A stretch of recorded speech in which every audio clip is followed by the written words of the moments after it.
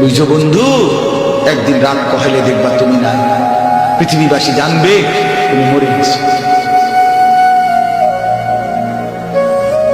পৃথিবীর তখন আলো ফুটবে, চাঁদও উঠবে, সিএনজিও চলবে, অটোও চলবে, দোকানপাট সবই চলবে।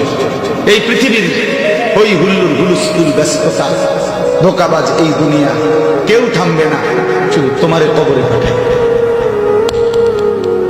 ধোকাবাজ এই দুনিয়া প্রতারক, এই দুনিয়া কেউ থামে না।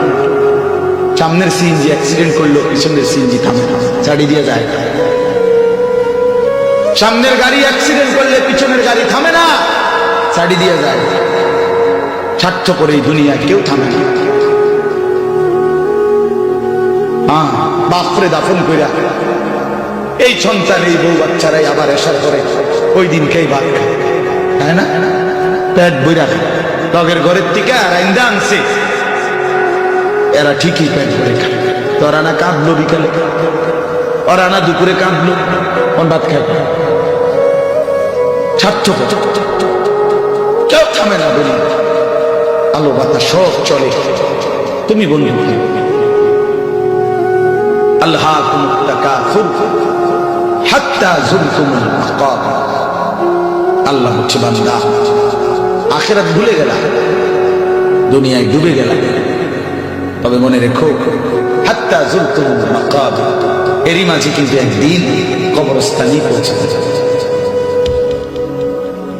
হ্যাঁ, কই পৌঁছে যাইবা? তোমরা কবরস্থান দেখো নাই ভাইয়া? কাল্লা সাউফা তা'লামুন।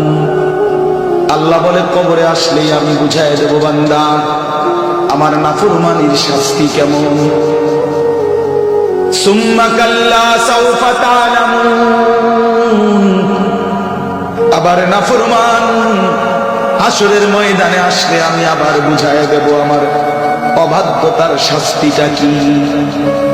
একবারে বুঝাবো কবরে। তাফসীরের মধ্যে আছে কাল্লা সাউফা তা'লামুনা ফিল কবরি সুম্মা কাল্লা সাউফা তা'লামুনা ফিল আখিরাহ।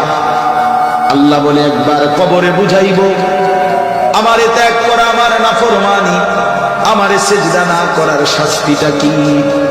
কবরেই টের পাইবা। ওয়া ইউকাইয়াদু লাহু মালাকুন আমা ওয়া আসাম্মু আবকাম। নবী বলেন নাফরমানের কবরে এমন একজন ফেরেশতা পাঠানো হবে, যেই ফেরেশতা অন্ধ, বোবা, বধির, চোখেও দেখে না, কানেও শোনে না, জবানেও কথা বলতে পারে না।